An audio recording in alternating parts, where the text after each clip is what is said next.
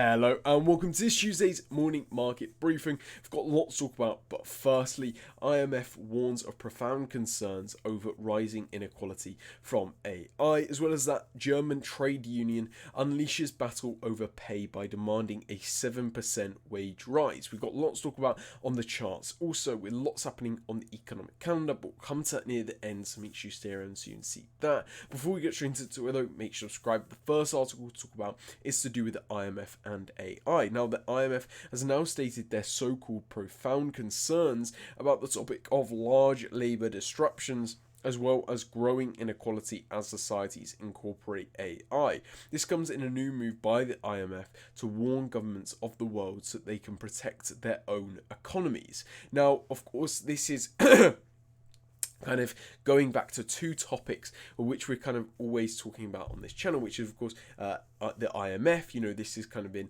a fund which has been hot in the headlines recently, as we'll get into in just a moment, but also the topic of AI, which we're always talking about nowadays. It does seem like, as we are amidst that kind of AI revolution somewhat, where we are seeing kind of the growth in these AI startups. We're seeing the likes of ChatGPT grow and build out new and newer models, and we're seeing these big tech firms really compete over this growing new space, with the recent incorporation of X, formerly known as Twitter, with the kind of ChatGPT software from OpenAI, and the kind of risks that come with that, and that kind of thing is something that which could be also noted when we're talking about these kind of risks which come with AI, and that's kind of what we've been noting recently, analysing, having a look at. But also something that I think has been a very important topic of discussion is the kind of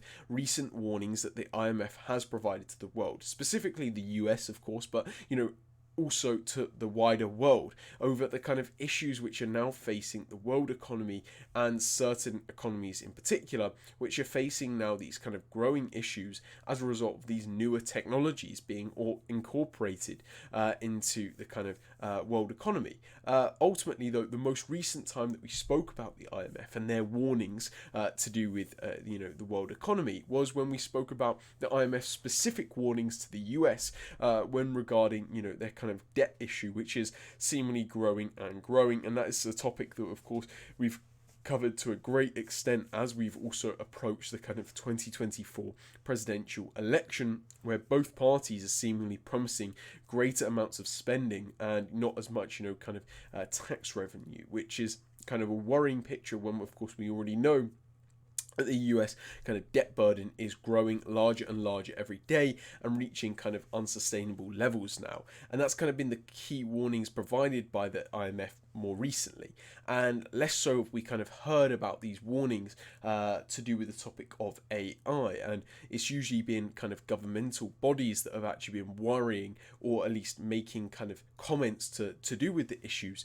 that AI does pose, as this is kind of an uncharted territory for most governments and non-governmental organizations, as AI, the very fact is that AI is this kind of new and growing concept, technology, and how that's going to be incorporated into the world economy, into everyday lives, is something that we yet aren't kind of fully aware of. So it's kind of hard to build out new legislation and regulate this in the same ways that we might expect with other areas of the world or economy or other piece of technology.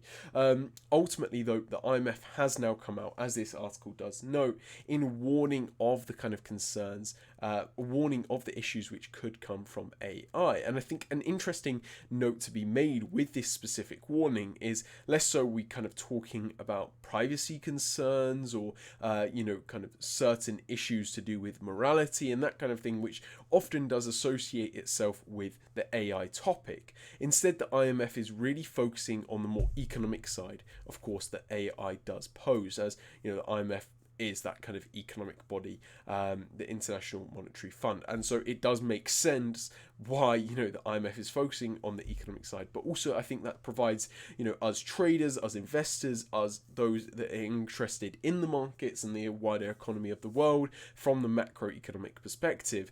That's why this kind of specific topic, specific article is so important to kind of look at and analyze, because we are now kind of looking at the impacts or the risks that AI does pose to the world economy. And the specific comment here made by the IMF seems to be to do with inequality and that growing.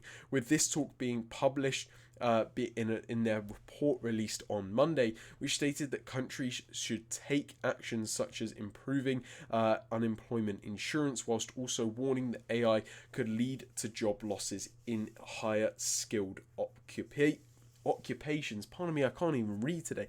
This is worrying information since this is very unlike past disruptive technologies, which primarily reduce the need for certain low-pay blue-collar work. On a more positive note, however, the IMF did say that the power generative AI held means that there is now an immense potential to boost productivity and thus growth, with this also offering the better delivery of public services.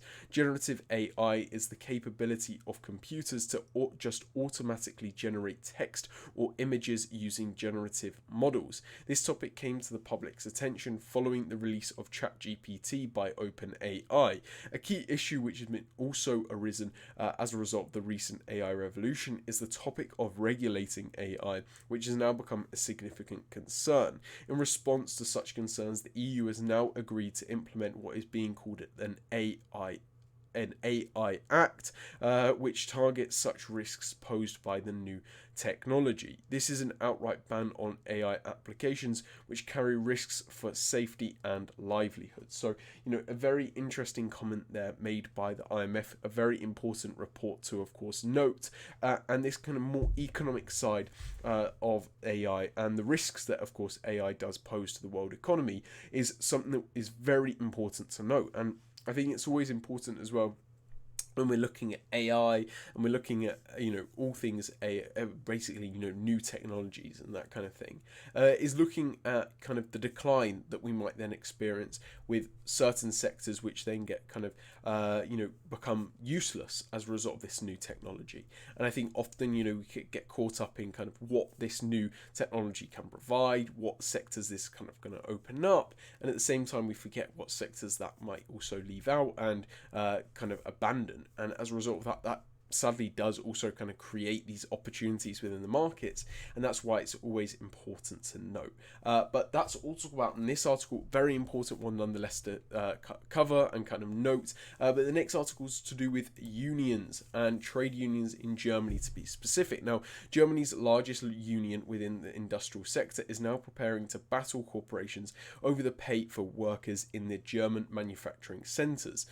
This comes as such unions call for a 7% wage increase for millions of electrical and metal workers. So a very interesting demand for wage rises by a key German union right there. Now, I think, to be honest, it's been quite a while since we last spoke about unions, and especially unions within Germany. But when we do talk about unions, it is when we're kind of talking about Germany and, of course, the manufacturing hubs, which, of course, Germany kind of looks after, as Germany is this kind of manufacturing powerhouse of Europe, whilst it boasts that kind of massive economy of its. Now, interestingly, this kind of topic of wage rises, of course, conflicts with the topic of inflation and political issues, which, of course, have been growing in Europe, as we're facing a great deal of elections across the world, but especially in Europe, with the British election coming up, as well as the French election also coming up for their parliament.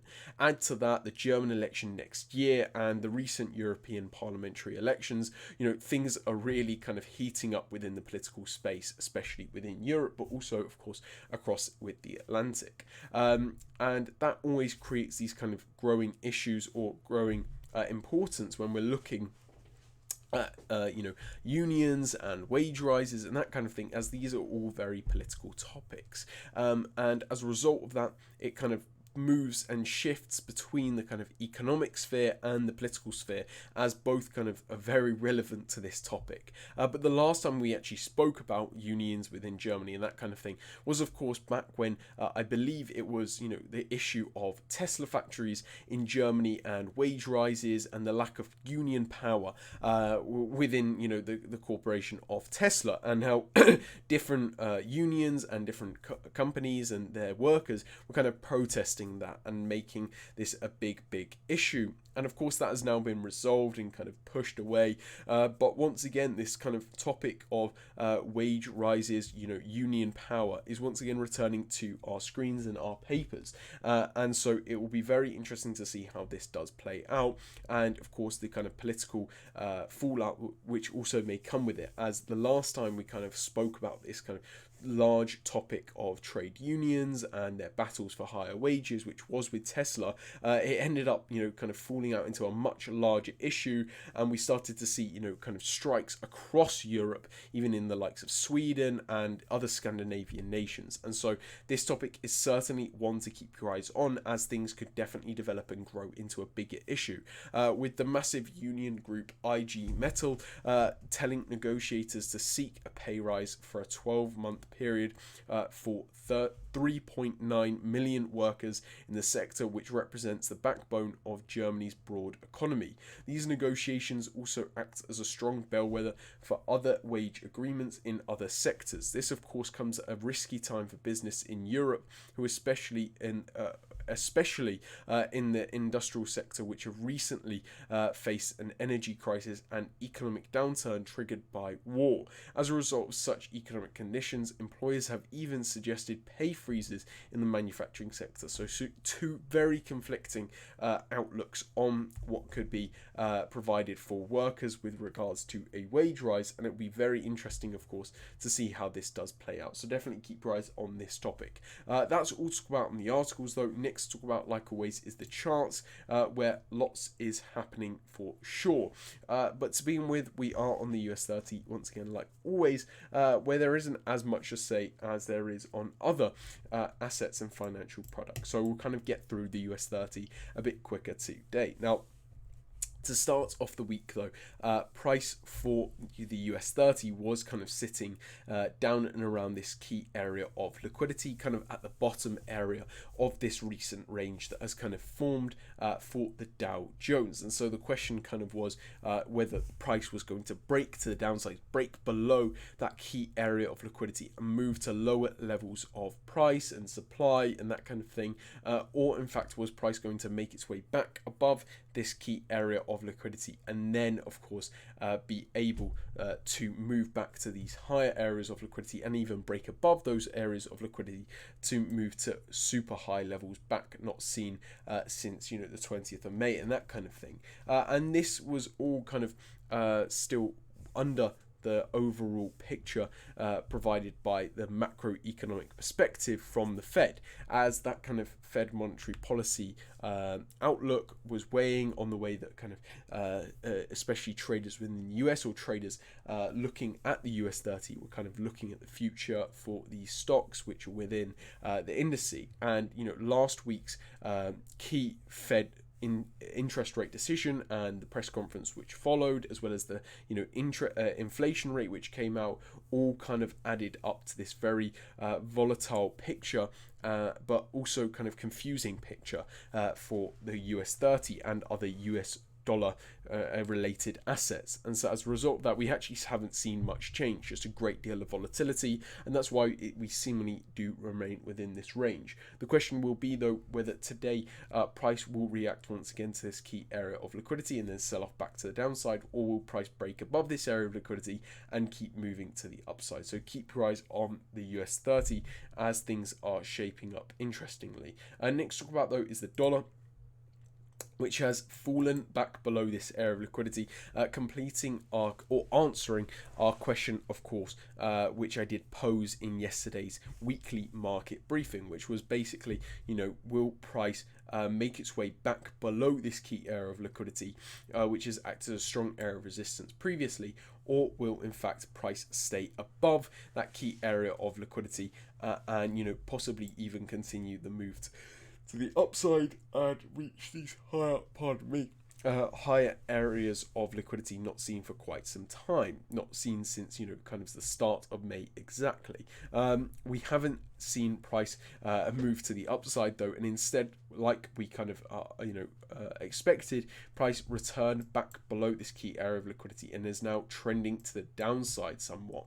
So it will be interesting to see whether over the course of today or tomorrow, whether price can finally make its way back down to this other key area of liquidity, which of course price has previously reacted to as a key area of resistance. So keep your eyes on the dollar for sure. Next to talk about though is Euro USD, which is actually making some very interesting moves after, of course, last week price did kind of sell off very significantly from that key 6180 Fibonacci retracement level and key liquidity zone. So price sold off from that level, moved significantly to the downside, broke below this kind of bottom of the market, this key liquidity zone, and nearly even kind of punched into this lower level of liquidity, but ultimately did kind of touch that minus 27.2% Fibonacci extension level. Since then, of course, price then reclaimed its movements back to the upside and is retraced to start off the week back to these higher levels and is now kind of within this key liquidity level that we've previously noted and has previously acted as a strong area of support. So the question will be, of course, whether this area will now act as a strong area of resistance for price and therefore cause price to sell off from this area and swing back to the downside. So definitely keep your eyes on Euro USD. Next talk about though is pound yen. Not too much to say on pound yen, but this retracement has now seemingly taken place, which started on Friday last week when we did see the sell-off take place on pound yen from the kind of higher levels of 201.5. But yet since then, to start off the week, price has risen, but still not reaching kind of key zones which we might usually kind of know or note as key areas of significance. Next about though is Bitcoin, which is currently within this key area of liquidity and key area of resistance, which were actually key area of support previously, but now key area of resistance. So it will be interesting to see whether price will sell off from this level, as it is somewhat forming kind of this triple top. It's hard to say really, but ultimately it has returned to that area of liquidity once again, and it will be interesting to see whether price does now sell off from that area like we've previously seen. But ultimately, Bitcoin's in a very interesting position as it is holding above the $65,000 Bitcoin level, which is kind of that key psychological level which price came close to, actually tapped back on Friday last week. But obviously Bitcoin's struggling recently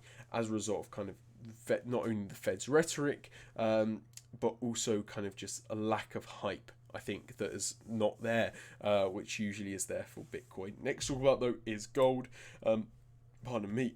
which is currently just below this key area of liquidity, but arguably is within it, and not too much to say at the moment. It would be interesting to see though whether we kind of do form this bearish flag. If I just draw that out right there, you can kind of see somewhat of that move forming. So definitely keep your eyes on gold as things are shaping up interestingly.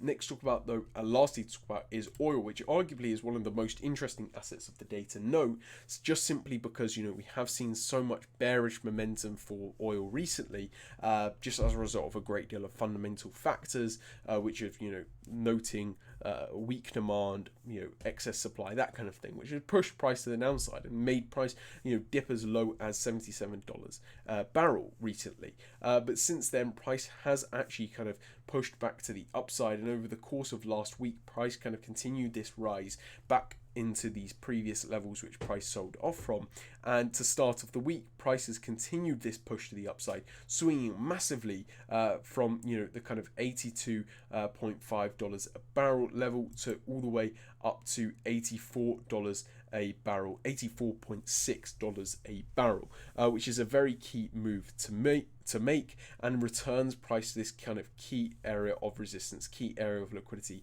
which price has sold off from 4 times before. So it'll be interesting to see whether price does sell off for it for the 5th time, or does price now have the momentum to break above it. That's all to talk about on the charts, pardon me. That's all to talk about on the charts though. Next talk about, like always, is the economic calendar, which is the kind of last thing to know, where we are receiving a very important inflation rate figure today, but not much economic data to note, unlike usual. And now, firstly, we are receiving the Japanese balance of trade figure, followed by the British inflation rate figure, and that's the kind of key figure to note today, and that will be affecting, a wide range of assets, but of course, pound yen specifically.